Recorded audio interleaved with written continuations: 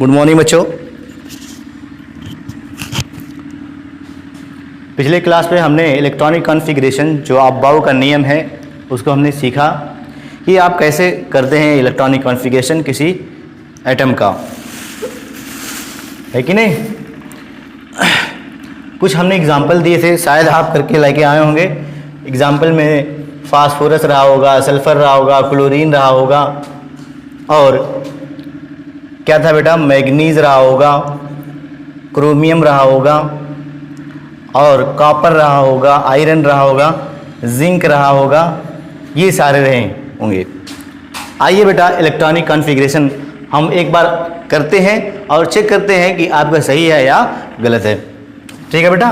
तो फास्फोरस, इसका electronic configuration लिखना है बेटा, तो सबसे पहले आपको पता लगाना है कि इसमें कितने इलेक्ट्रॉन हैं। तो जाहिर सी बात है बेटा, फास्फोरस है, न्यूट्रल है, तो इसका एक चीज़ आपको रटा हुआ है, क्या बेटा, इसका एटॉमिक नंबर, जिसको आप परमाणु क्रमांक कहते हैं, एटॉमिक नंबर रटा हुआ है। इनडायरेक्टली आपको क्या रटा हुआ है, प्रोटॉनों की संख्या।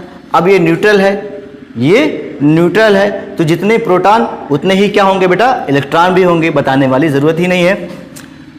अब यहाँ पर बताइए फास्फोरस का एटॉमिक नंबर 15, जितने प्रोटॉन उतने इलेक्ट्रॉन।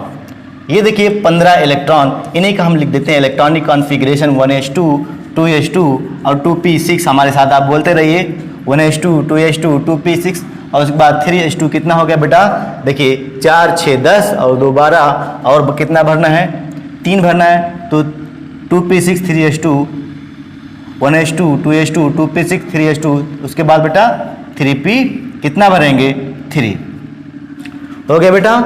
भर कितने सकते हैं पी पर, मैक्सिमम 6 इलेक्ट्रॉन भर सकते हैं, लेकिन भरना हमें सिर्फ 3 है, 15 करना है, उससे ज़्यादा नहीं करना है। आइए सल्फ़र के बारे में देखते हैं। तो सल्फ़र कितना बेटा, 16, तो 1s2, उसके बाद 2s2, 2p6, 3s2, 3p6 और चेक कर लेते हैं, गलत तो नहीं हुआ, 4 और 6, 10, 12 और 6, 18 हो गया। हमें भरना है कितना बेटा, 16, तो गलत हो गया। तो ये क्या करें, यहाँ पे 12 यहीं हो गया, तो P पे कितना रहेगा बेटा, 4, 2p, 3p, 4। यहाँ क्लोरीन पर बेटा बताइए 17, तो आइए इसको भी भर लेते हैं, 1s2, 2s2 और यहाँ पे 2p6, 3s2 और 3p कितना बेटा, यहाँ पे देखिए 10 और ये क्या हो गया बेटा 12, यहाँ से यहाँ तक 10 हो जाता है और फिर ये 12 और 5 और भरना है, देखिए भर सकते हैं 3p5। आइए मैग्नीज कितना होता है बेटा, मैग्नीज का एटॉमिक नंबर आपको पता होना चाहिए। हमने आपको कहा था 40 तक आपको रटा होना चाहिए एटॉमिक नंबर, क्योंकि अब आप 11 में पहुंच चुके हो, आपको एलिमेंट सभी पता होने चाहिए, एटॉमिक नंबर 40 तक याद होना चाहिए। ये देखिए बेटा, ये है 25, कितना बेटा, 25 इसका एटॉमिक नंबर होता है। तो जितने प्रोटॉन उतने ही इलेक्ट्रॉन भी होंगे, क्योंकि ये न्यूट्रल है। तो आइए करते हैं 1s2, 2s2, 2p6, 3s2, 3p6 और 4s2, 20 हो गया है कि नहीं। 4s पे जैसे ही आप पहुंचते हो कितना हो जाता है, 20, और उसके बाद 3d 20 और कितना 5, 25।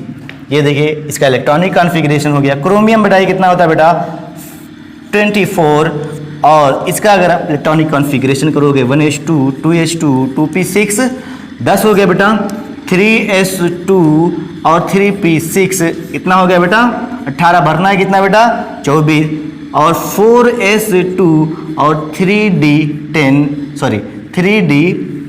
यहाँ 20 हो गया, और ये कितना हो गया बेटा, अगर 10 भरोगे तो 30 हो जाएगा, 10 भरना नहीं है, कितना भरना है, तो 3d4। ऐसे ही आपने किया और आप समझ रहे हो बेटा सही है। तो कॉपर देखिए 29, और यहाँ भरोगे 1s2, 2s2, 2p6, 3s2, 3p6, 4s2 और यहाँ पर 3d9, ऐसे ही आपने भरा होगा 3d9।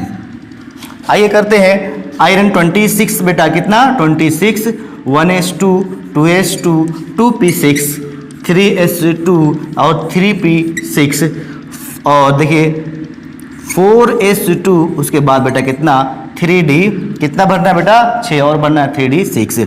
जिंक देखिए बेटा कितना होता है जिंक बेटा 30, ये देखिए 30, 1s2, 2s2 और 2p6, 3s2, 3p6, 4s2, बता कितना 20 हो गया, 3D 10।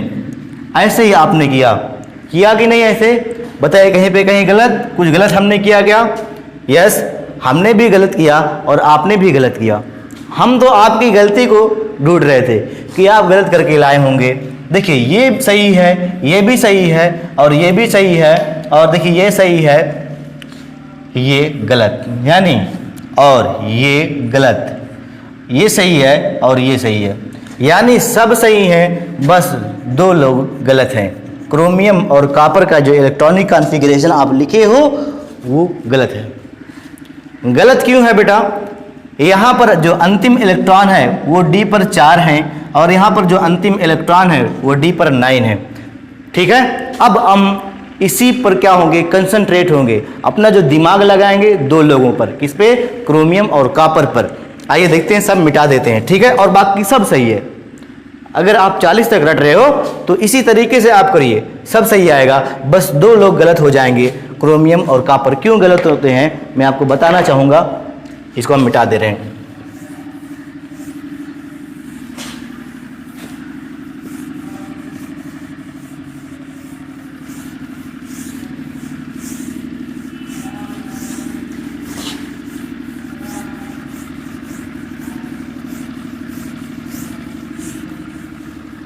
ठीक है बेटा, आइए क्रोमियम और कॉपर को देखते हैं। पहले क्रोमियम, ये कितना बेटा? 24। फिर से लिख देता हूँ 1s2, 2s2 और 2p6, 3s2 और 3p6, 4s2 और 3d4।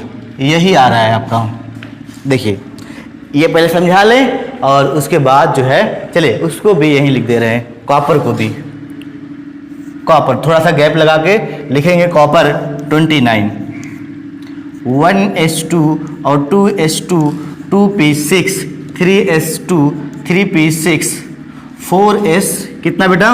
4s, सॉरी हाँ 29 कितना बेटा? ये थोड़ा सा सही लिख दें इसको, कॉपर 29, 4s2 और 3d9, ये आपने लिखा।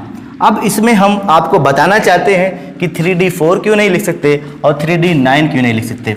देखिए D में 4, D में 9 इलेक्ट्रॉन नहीं हो सकते। क्या सुना आपने? D सब शेल जो है, D उपकोष जो है, उसमें 4 इलेक्ट्रॉन, उसमें 9 इलेक्ट्रॉन नहीं रह सकते। इसके अलावा कुछ भी रह सकते हैं, 1 इलेक्ट्रॉन, 2 इलेक्ट्रॉन, 3 इलेक्ट्रॉन, 4 नहीं, 5 इलेक्ट्रॉन, 6 इलेक्ट्रॉन, 7 इलेक्ट्रॉन, 8 इलेक्ट्रॉन, 9 नहीं, 10 रह सकते हैं। ठीक है बेटा, D में कहीं लिख लेंगे ऊपर कि D उपकोष में, D सब शेल में 4 या 9 इलेक्ट्रॉन नहीं रह सकते। आइए मैं आपको रीजन समझाता हूं, कारण समझाता हूं कि इसका क्या कारण है। बेटा सब ठीक है यहां से यहां तक। अब इसी को क्या करते हैं? लिख लेते हैं D, यानी D4। आप जानते हो 1 2 3 ये सब क्या है बेटा? सेलों का नंबर है, सेलों को बताते हैं। D हम बना ले रहे हैं।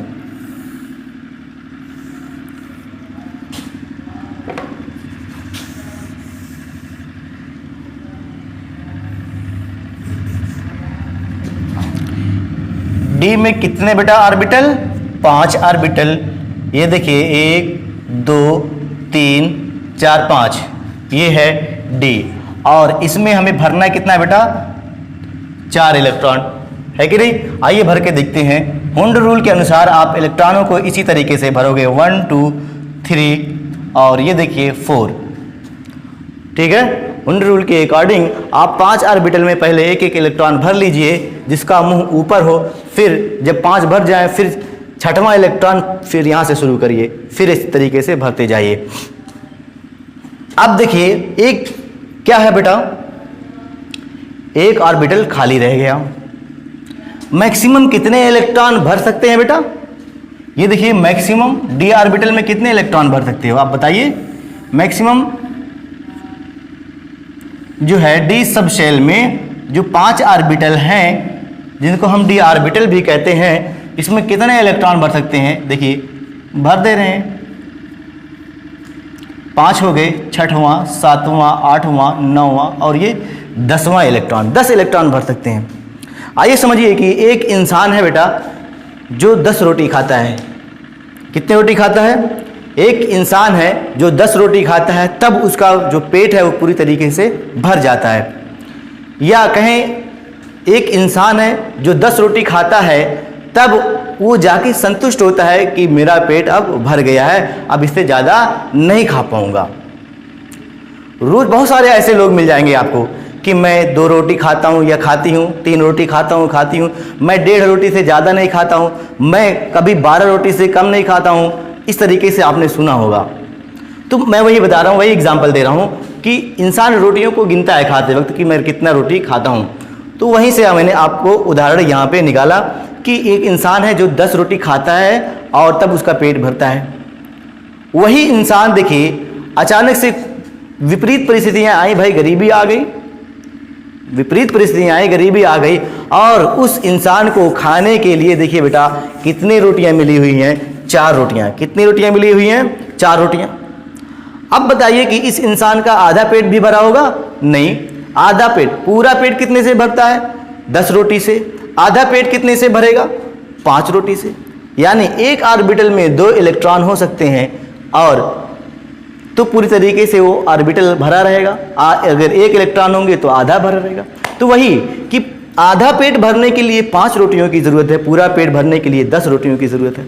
ये इंसान वैसा ही है कि इसके पास जो है 4 रोटियां खाने के लिए।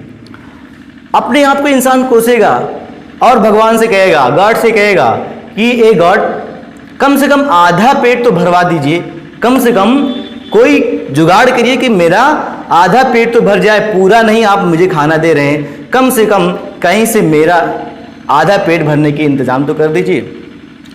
तो वो जो है जब तक आधा पेट नहीं भरा रहेगा तब तक अपने आप को क्या करेगा, टेंशन में रहेगा, छटपटाता रहेगा, कहाँ जाएं कहाँ जाएं, कहाँ से लेकर आएं, आधा भी नहीं भर रहा है, कभी इतना खाते थे आज इतना आधे भी नहीं मिल रहा है। वो कभी पूरा के बारे में सोचेगा ही नहीं, क्योंकि पूरा तो अभी बहुत दूर है। 4 रोटी, अभी 6 रोटियां खाएगा तब, अभी 1 रोटी मिलना मुश्किल है, 4 रोटी मिल रही है, बेचारा सोचेगा कम से कम आधा पेट भर जाए। तो अपने पड़ोस वाले के पास जाएगा। किसके पास जाएगा? जैसे आप लोग कभी कभी पड़ोस वाले के पास जाते हो तो ये देखिए पड़ोस में कौन है? 4s, यानी s ऑर्बिटल है। ये देखिए पड़ोस में s सब शेल है जिसके पास 2 इलेक्ट्रॉन, यानी इनका पूरा पेट भरा हुआ है। ये जाएगा कहेगा भाई आपका हमेशा पूरा पेट भरा रहता है और मेरा यहाँ देखिए आधा पेट भी नहीं भरा हुआ है, आज 1 रोटी दे दीजिए। क्या करिए? आज 1 रोटी दे दीजिए ताकि हमारा आधा पेट भर जाए, पूरा ना भरे। तो भी कहेगा यार सही कह रहा, मैं रोज़ खा खा के एकदम पेट भरा रहता है मेरा, और इस पड़ोसी की मदद करना चाहिए बेचारे की, कम से कम आधा तो भर जाए। चलो ठीक है, ले लो 1 इलेक्ट्रॉन। ये देखिए 1 इलेक्ट्रॉन बेचारा ये इसको दे देता है। 1 इलेक्ट्रॉन दे देगा तो बताइए अब इसके पास क्या हो जाएंगे भाई? इसके पास बचेंगे कितना?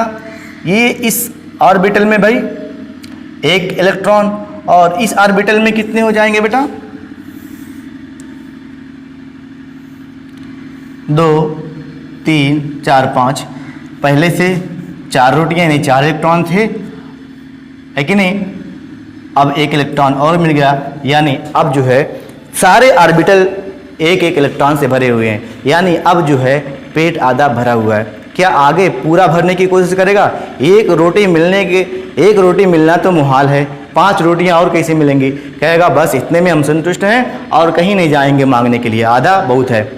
आधा भर गया, नहीं भर रहा था, आधा भर गया बहुत है, चलो इतने से ही संतुष्ट करते हैं, फिर कभी मौका आएगा तो फिर पूरा भरेंगे। तो जो d ऑर्बिटल है बेटा, ये d ऑर्बिटल में 4 इलेक्ट्रॉन नहीं होंगे क्योंकि ये अनस्टेबल होगा। क्या होगा? अनस्टेबल। और अनस्टेबल होगा तो अपने पड़ोस में जाएगा 4s2 के पास, 4s2 से 1 इलेक्ट्रॉन लेगा और ये इलेक्ट्रॉन लेकर क्या करेगा बेटा? अपना जो 5 ऑर्बिटल हैं उन 5 ऑर्बिटल में 1 इलेक्ट्रॉन को फिल करेगा। अब ये d4 नहीं रहे, क्या हो गया? d5। अब ये अपने आप को संतुष्ट करेंगे, और संतुष्ट का इंग्लिश केमिस्ट्री में क्या बोलते हैं? स्टेबल। अब ये स्टेबल हो जाएंगे। तो हर इंसान अपने आप को स्टेबिलिटी की ओर ले जाना चाहता है। ऐसे ही ये ऑर्बिटल जो d ऑर्बिटल या जो d सबसेल हैं, ये भी स्टेबिलिटी की ओर जाना चाहते हैं। ये क्या करते हैं? अपने पड़ोस से s ऑर्बिटल के पास जाते हैं और वहां से 1 इलेक्ट्रॉन लेते हैं और स्टेबल बन जाते हैं। आया समझ में बेटा? तो यहाँ पर ये कॉन्फ़िगरेशन गलत हो जाएगा। ये देखिए कॉन्फ़िगरेशन ये हो जाएगा और यहाँ से एक इलेक्ट्रॉन ये दे देगा। ये इधर वाला कॉन्फ़िगरेशन जो है, विन्यास जो है सही है, बस यहाँ चेंज होगा बेटा 4s1 और ये हो जाएगा 3d5। ये आपको याद होना चाहिए बेटा। रीजन समझ में आ गया बेटा? हाँ, इसे लिखना तो लिख लीजिए, मैं मिटाने जा रहा हूं, ठीक है? हाँ, आपने लिख लिया होगा। अब मैं D9 को समझाने जा रहा हूं, D9 को समझाने जा रहा हूं। ऐसा ही कुछ यहां पर भी, ऐसा कुछ केस यहां पर भी देखने को मिलता है। देखिए बेटा, देखिए कौन सा केस देखने को मिलता है, ये देखिए। एक इंसान जो है उसके पास सब कुछ है। क्या बेटा? सब कुछ है, मतलब उसके पास बड़ा सा बंगला है, उसके पास खेत है, उसके पास सारे ऐसा बगीचा है जिसमें हर तरीके के पेड़ पौधे हैं, सब कुछ है, घर में खाने के लिए भी सब कुछ है। बस एक चीज़ नहीं है बेटा। क्या नहीं है? उसके पास कार नहीं है, गाड़ी नहीं है, कार नहीं है, सब कुछ है। यानी दूर से अगर उसकी बिल्डिंग देखो तो लगता है हाँ किसी का घर है, सब कुछ है, बस उसके घर के सामने गाड़ी नहीं खड़ी है। अब जहाँ वो इंसान जाता है उसको लोग एक ही बात कहते हैं कि भाई साहब घर बनवा लिए हो, कम से कम गाड़ी भी ले लीजिए, पैदल चल रहे हैं अच्छा नहीं लगता, आप इतने पैसे वाले हैं। उसको क्या पता जितना पैसा था सब कुछ खरीदने में, सब कुछ बनवाने में लगा दिया। उसको क्या पता जो कह रहा है, उसको तो पता होगा भाई इतना सारा, इतना बड़ा आलीशान घर और सारे जो है खेत इतने ज़्यादा, बागीचा, सब कुछ इतना ज़्यादा, तो और पैसा भी होगा। तो क्या कहेगा, जिससे भी मिलेगा कहेगा आप ऐसे ही ना चलिए, कम से कम गाड़ी से चलिए, आपके पास तो पैसे की कमी नहीं है। लेकिन इसके पास पैसे की कमी है, जितना पैसा था सब कुछ लगा दिया। अब इसको थोड़े से पैसे की कमी है कि वो गाड़ी को नहीं खरीद पाता, लेकिन जहाँ जाता है बार बार यही सुनता है, बार बार यही सुनता है। अगर आपको कोई बार बार एक ही चीज़ कहे तो आपको भी लगेगा यार ये सच बात है, तो उस इंसान को भी लगता है यार सही है, टेंशन में आ जाएगा। क्या आ जाएगा? टेंशन, और सोचने लगेगा यार पैसा तो नहीं है, लेकिन एक काम कर सकते हैं, उधार ले सकते हैं और हर कोई मुझे उधार दे देगा, क्योंकि हर कोई जानता है कि मेरा बड़ा सा घर है, मेरे पास सब कुछ है, मुझे हर कोई उधार दे देगा। दुनिया का दस्तूर है कि जिसके पास पैसा रहता है उसी को उधार भी मिलता है। तो कहेगा चलो उधार लेके ले लेते हैं, फिर चुका देंगे। जाएगा पड़ोस में, कहाँ पर जाएगा? पड़ोस में, बताएगा ऐसी सी बात है, लोग समझ नहीं रहे बात को, आप मुझे उधार दे दीजिए, मैं आपको लौटा दूंगा। कहेगा यार सही कह रहा है इंसान, चलो दे देते हैं बेचारे को, ये भी जरूरत पड़ेगी तो मेरी भी कभी हेल्प करेगा। ये देखिए पड़ोस में आता है 4s2 के पास, और एक ही चीज़ की कमी है, मतलब एक ही इलेक्ट्रॉन की कमी है। ये देखिए जो D अगर फिर से बनाओ बेटा, D सब शेल फिर से देखिए यहाँ पे अगर मैं बनाऊं 1 2 3 4 5 और इसमें इलेक्ट्रॉन की फिलिंग करूं तो 1 2 3 4 और ये 5 6 7 8 और ये 9, एक ही इलेक्ट्रॉन बचा हुआ है पूरी तरीके से भरने के लिए। ठीक है, थोड़ा सा अगर एक कार खरीद ले तो कुछ भी कमी नहीं रह जाएगी, यानी ये क्या हो जाएंगे? स्टेबल। क्या हो जाएंगे? स्टेबल, यानी किसी चीज़ की ज़रूरत नहीं, किसी चीज़ की कमी नहीं, तो क्या होगी? क्या कहलाएंगे? स्टेबल कहलाएंगे। तो ये क्या करते हैं, एक इलेक्ट्रॉन पड़ोस से ले लेते हैं और ये स्टेबल हो जाते हैं। 4s1 और 3d10 हो जाता है, ना कि 3d9। ठीक है बेटा, 4s2 और 3d9 जब करोगे तो गलत हो जाएगा, क्योंकि ये कॉन्फ़िगरेशन, ये जो इलेक्ट्रॉनिक विन्यास है अनस्टेबल है, और ये इलेक्ट्रॉनिक विन्यास क्या बेटा? स्टेबल। ये क्या बेटा? गलत, और ये क्या बेटा? सही। आया समझ में? ठीक है, तो ये इलेक्ट्रॉनिक कॉन्फ़िगरेशन आप उम्मीद है कि सीख गए होंगे। इसका रीज़न क्या है कि D पर 4 इलेक्ट्रॉन नहीं हो सकते और D पर 5 इलेक्ट्रॉन, D पर 9 इलेक्ट्रॉन नहीं हो सकते। तो मैं आपको बता दूं कि कंप्लीटली हाफ फिल्ड, क्या? कंप्लीटली हाफ फिल्ड और completely full field orbital stable होते हैं। सुनिएगा, कंप्लीटली हाफ फील्ड, ये देखिए कंप्लीटली हाफ फील्ड कहाँ गई? मिटा दिया हमने। अगर यहाँ पे फिर से मैं बना दूँ, ये क्या है? इसके जितने भी ऑर्बिटल हैं वो कंप्लीटली हाफ फील्ड हो गए एक इलेक्ट्रॉन लेने के बाद। कंप्लीटली हाफ फील्ड और कंप्लीटली फुल फील्ड ऑर्बिटल क्या होते हैं बेटा? स्टेबल होते हैं, और हर कोई स्टेबिलिटी को प्राप्त करना चाहता है। जब तक वो स्टेबिलिटी मिलती नहीं है तब तक भाग दौड़ लगी रहती है। ठीक है, अगली क्लास में हम इस इलेक्ट्रॉनिक कॉन्फ़िगरेशन का एप्लीकेशन पढ़ाएंगे। क्यों हमने इतना जोर दे के आपको बताया कि इलेक्ट्रॉनिक कॉन्फ़िगरेशन इतना इंपॉर्टेंट है? बेटा पूरा का पूरा पीरियाडिक टेबल जो है इसी इलेक्ट्रॉनिक विन्यास से, इसी इलेक्ट्रॉनिक कॉन्फ़िगरेशन पे घूमता रहता है, नाचता रहता है।